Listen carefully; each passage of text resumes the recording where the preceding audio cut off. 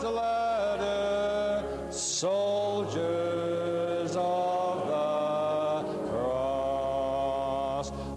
The Cardigan Mountain School was started in 1945, down on Cana Street, where you see the academy buildings at this time.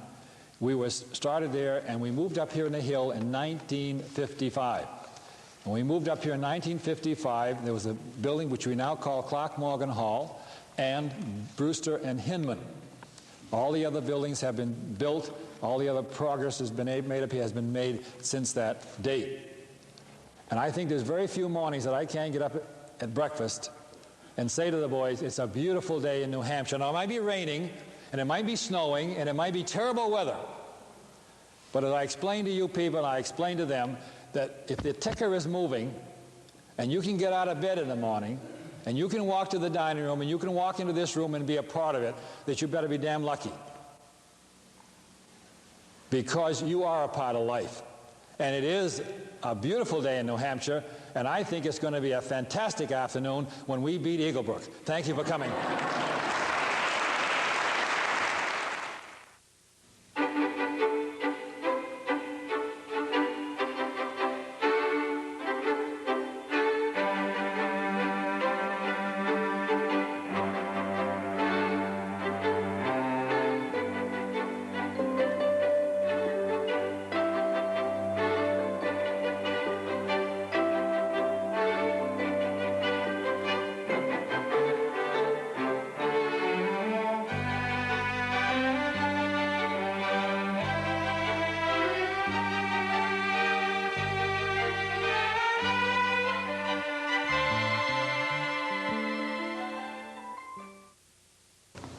My morning starts anywhere from 5:15, 5:30, and goes through 10:30 at night.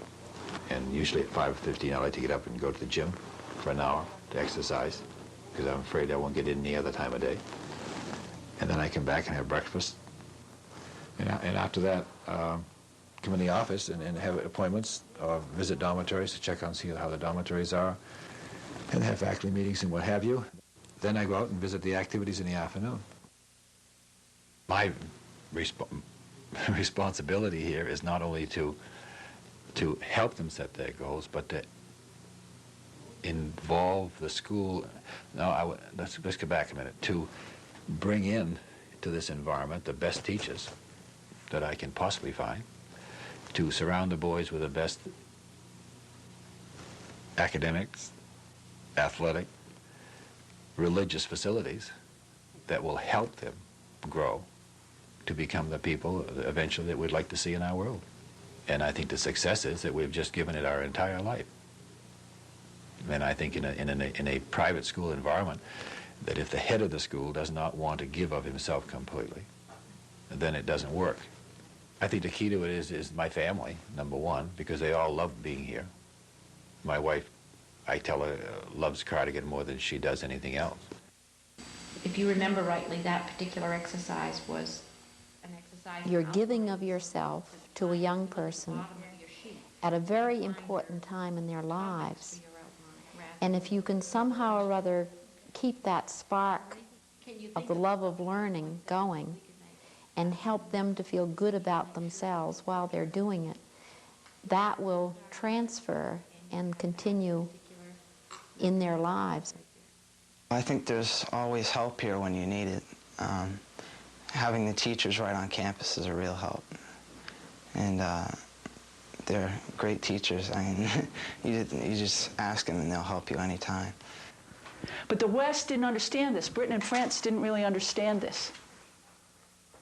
And so we see students not only in the classroom, but in the dorms, in the dining room, at sports. We see a total person and are able to deal in an academic aspect with that total person rather than just with the student portion of that person. So what you need to do is what Paul did, set it up, explain the background. Probably most of my rewards come after the boys who have been through my 9th grade history class go on to other schools and come back and say, I couldn't do what I'm doing now if it weren't for you. You're before I came here, I didn't really learn a thing. I just went through school and didn't do much of anything. But here, I'm like kind of forced to do my best to work. I try and have tried over the years to surround myself with some very fine people. The assistant headmaster, Joe Collins, does an extremely fine job and very devoted to the school. I mean, time means nothing to him as far as his devotion if something has to be accomplished.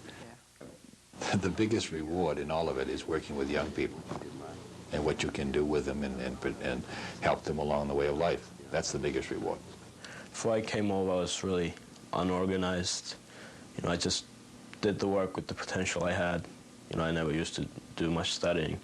And I came over here, they put me at the desk and said, you have to do this work. And so, you know, first it felt really strange, you know, doing the work. And then you get used to it, and now nobody would put me to sit at the desk, but I still do my work because I wouldn't feel right without doing the work.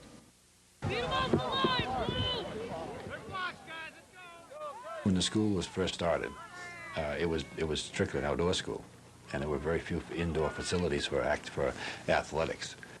It's no longer just the students from New England who would like to come here for outdoor skiing and outdoor play in all areas. We had to, by bringing in people from all over the world and all over this country, that it meant that we had to have facilities for the basketball and the wrestling and the indoor hockey.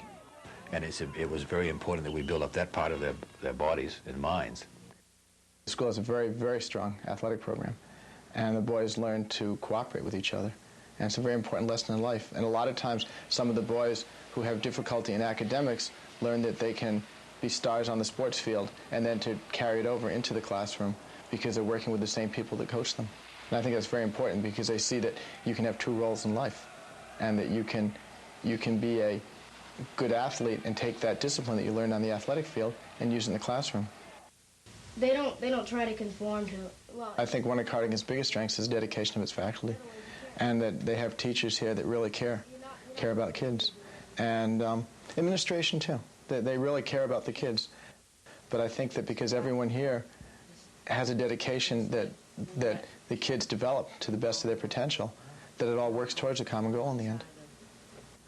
I've dealt with so many kids that have come here and really had such low opinions of themselves and just gone out so proud of themselves because they've developed a sense of self-respect.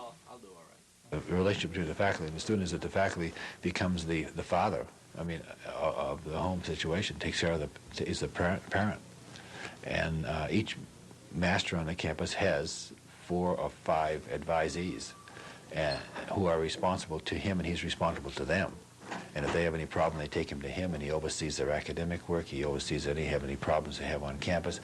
And it's a family away from home, that's all. And the faculty member does take on the role of the guardian. Let us pray. Help us, O God, never to forget... You have to have a great deal of faith in the school to which you send your child, because your child is there under their care 24 hours a day, 7 days a week, months on end. And you have to be sure that there's a security in that. You have to have faith that they're going to be taken care of, they're going to be supervised, that their dormitory life is going to be a wholesome life, that their classroom work, they're going to get the supervision and the extra help that is needed. And that there is going to be a person around the campus that they can go to for help, not only academically, but social. And it's very important that they feel a comfortable atmosphere in which to live. We can't be successful with every student. That's impossible. That would be very unrealistic in my books. But I would say the majority of the students leaving us are very successful in their academic endeavors and in their entire life. We have more and more boys coming back to see us than ever before, who have left us and gone on to college and are coming back to say thanks, or may I apply. We have 3 alumni applying for jobs this year, for next year, which is very unusual in a sense. But they want to come back and take part in something that they felt was very rewarding.